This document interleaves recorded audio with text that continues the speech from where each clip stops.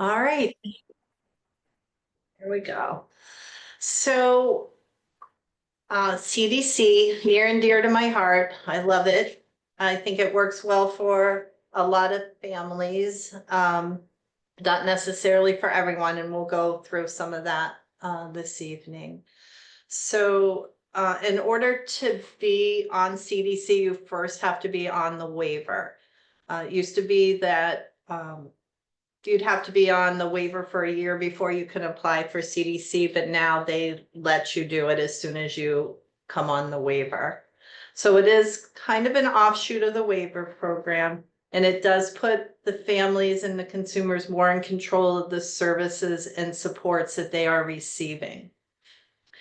Some of the biggest differences is that you don't have to use waiver providers when you're on CDC. You can choose to use whoever you want as long as they meet the minimum requirements and can pass that level 2 background screening. The program allows you to be able to hire family members where the traditional waiver will not let you do that. And there's more control over what you pay the providers. You can pay them a higher rate, but your overall funding stays the same. So they're not going to adjust your budget just because you want to pay someone more than that waiver rate. One of the other things that I really like about the CDC program is that any funding that you have not used at the end of the fiscal year stays with you, stays with that individual. It does not go back to APD. So that's a nice benefit, especially if you're trying to save up for an item that is not necessarily something you can get within that year's time. It also allows you to purchase some items that are not on the traditional waiver. Massage therapy used to be something that could be purchased through the waiver. It's no longer allowed, but it is allowed on the purchasing plan for CDC. Music lessons have been funded for individuals, gym memberships. Those are services that they will allow you to purchase as long as it's related to a goal that's on the support plan.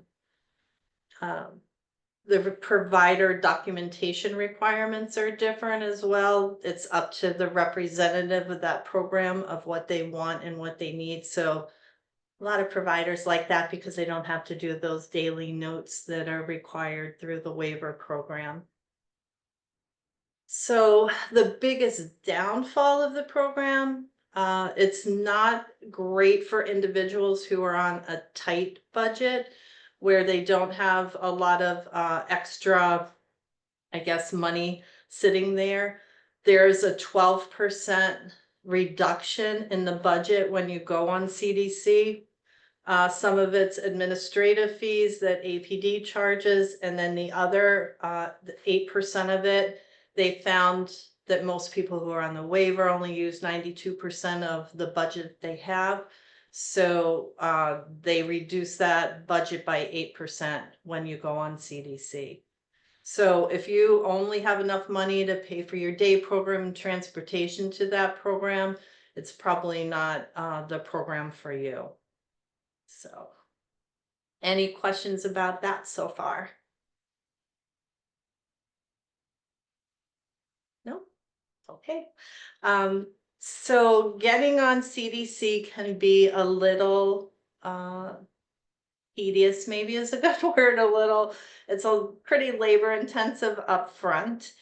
You have to start with identifying a representative for the program. That representative is a volunteer, they're not paid for it, and that representative can also not be one of the consumer's employees. So that's the first step. And then that representative has to take a training and then pass a readiness review that shows that they understand the material. Once that representative has their certificate, then the application process can start. It's not a very lengthy application. It's like a 2-page demographic. Then there's some tax forms that are signed to allow APD to be that tax person for you. They will pay like any payroll taxes for your employees. They'll make sure they get to the right spot with the IRS. So that part is done by APD, and that's part of that 4% administrative fee that they charge. So once that application is submitted to APD or CDC, they review it. If there's any corrections, they'll send it back. But that's when the waiting period kicks in. It takes a while to get on CDC. It's kind of a first come, first serve, and they only allow a certain number of people on each month. So right now, people who are getting start dates, if you're submitting your application now, it would probably be August before you would get onto the program. And that's if everything goes smoothly. So it is quite a bit of a waiting period once that application is submitted. Once you do get a start date, then you work with your support coordinator to register first for the clearinghouse. That representative has to have access to be able to order background screenings for the individuals that they're employing. So that's one step. Writing that initial purchasing plan is the next step, and figuring out how that budget is going to tie into those services that you're going to be getting each month. So that's a big difference also than the waiver program, because at the beginning of the fiscal year, the provider would get the authorization for the services for the year, and it's done. But this is a monthly purchasing plan. Not saying you have to write a new purchasing plan each month, but it kind of outlines the services that you can budget for and have each month. So once that initial purchasing plan is written, and all of the employees that you have on the plan and all of the providers that are on the plan have submitted their paperwork, that all gets sent into CDC, and you get that approval, and you can start on CDC. So those are the basic steps to start with. Any questions on that? I have a question. Okay. So does that mean that anyone who is a CDC employee is actually an employee of APD, or they're independent contractors and APD is just helping with taxes? Or? So there's two different ways you can go on the purchasing plan. One is an independent contractor.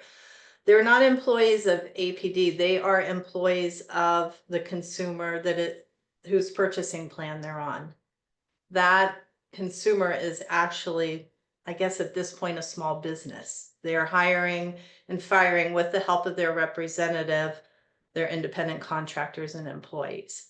So an independent contractor would be someone who did not have taxes taken out of their check. They get the full amount. They have to worry about their own taxes at the end of it.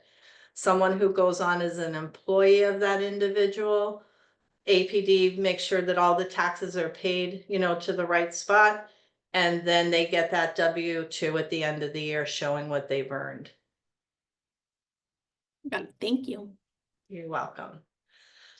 So that's CDC in a nutshell. I mean, there's not a whole lot. Once you get on the program, there's a lot to do up front, like identifying the representative and getting a start date for the plan, writing that initial purchasing plan, hiring your employees. But after that, it's not terrible. I think it's actually pretty good. And again, you have that ability to hire the individuals that you want, the providers that you want, and that gives you a lot more flexibility than the waiver program. There's a few other I guess, processes that you go through, that the representative would be responsible for each month. That's making sure that you're, staying within that monthly budget, that you don't overspend. Uh, they put you on corrective action plans if you do, and that's never a fun place to be. You get a statement each month that shows what's been spent, what's been purchased. You're supposed to reconcile those statements each month to make sure you're not overspending. Um, the representatives can also get reviewed by Clarent, which is the agency that monitors all of the providers in our area, and making sure that you're staying within the guidelines of the program. So if you were to be monitored by Clarent, they would expect you to be able to produce any invoices, timesheets, those monthly statements that are reconciled. There's a list of items that they would be looking for. And again, your support coordinator could help you with that function, but just know that it does happen every year. We have about 6 or 7 reps each time we're monitored that are also monitored. Any questions about that one? If you want to put questions in the chat, I can also read them from the chat if anyone is having trouble with their microphone. Oh, that would be great. I like the questions. So feel free, bring them on. So I know some people have told me that one of the reasons they use CDC is because they can choose the rate that they pay as well. Is that Correct. true? That is true. You, so the way the budget is determined, that monthly budget is determined, they take the waiver cost plan, take out the support coordination fee because you're not responsible for that part of it.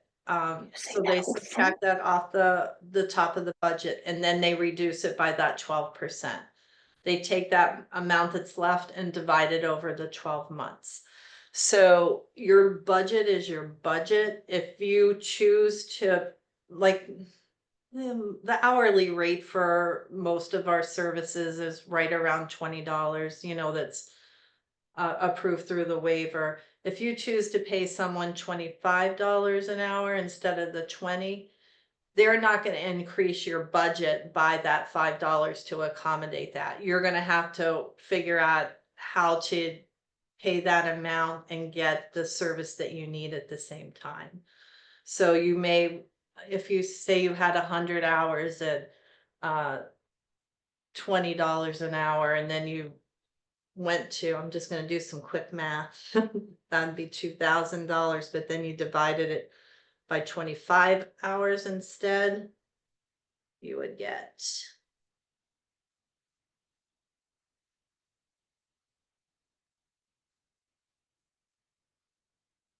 you would only get 80 hours instead of service instead of the 100. So as long as you can accommodate that reduction in the number of hours that you would have, yes, you can choose to pay anyone what you want to.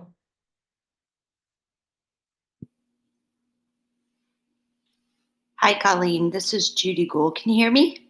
Hi, Judy. How are you? I'm good. And you are our beginning of our world. So thank you.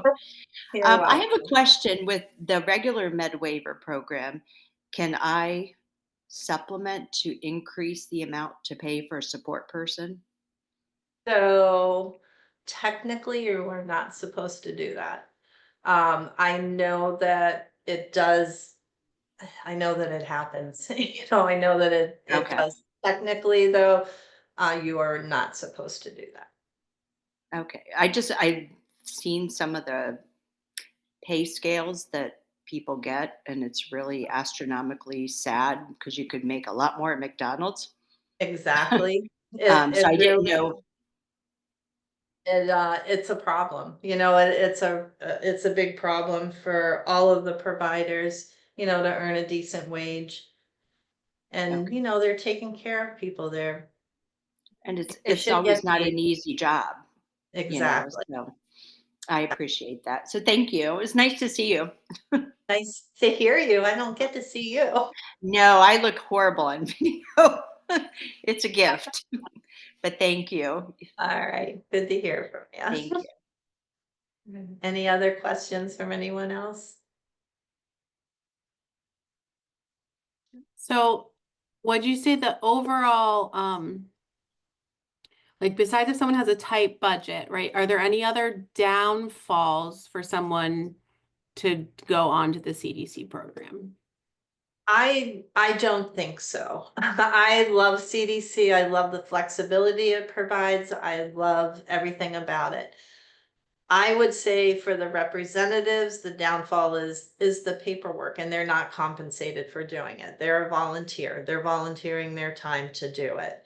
Um, and it is very tedious up front. I think once you get into the swing of things, it's not hard. It's not it doesn't take a lot of time unless you're repping for, 10 people, which we have a few people that do that out of the goodness of their heart. Um, but I would say that is probably, some people consider that a downfall. Great, thank you. Yeah. I think one of the other things too, once you write that initial purchasing plan, if you don't have any changes to your employees or providers, or it's all very stable, that purchasing plan can stay in place for years. You don't have to redo it unless there's a change. Um, Last year everyone's changed because the budget's changed because of that increase, to the providers.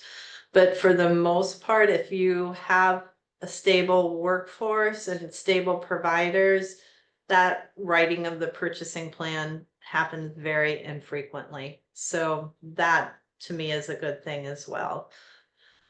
For support coordinators, I would say the biggest difference would be we don't have to do the service authorizations to the providers. That probably is our biggest difference. The support plans are still written, the visits are still completed, and we're there to help and guide you through anything to do with that CDC process.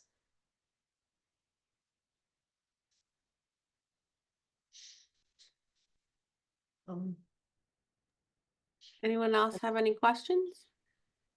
I'm just looking at my notes here to see if I missed anything. No, I think that's the one other thing, like in the clearinghouse, where that representative would go to do the background screening.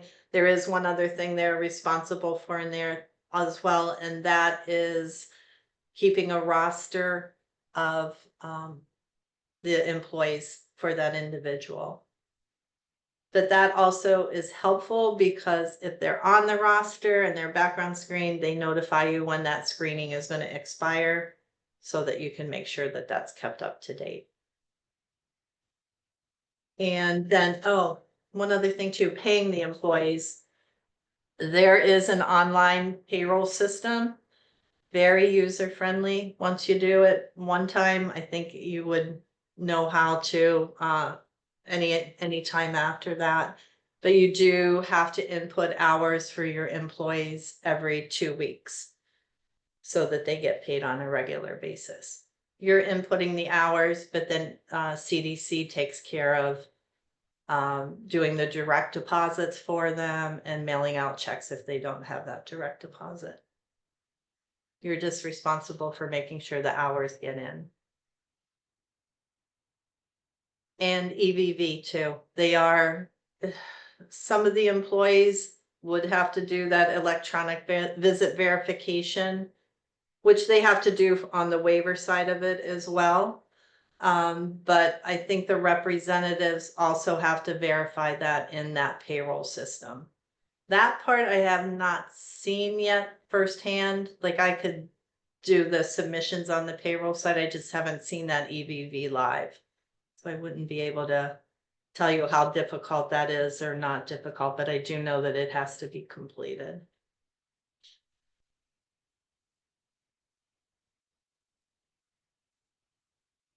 About any other questions?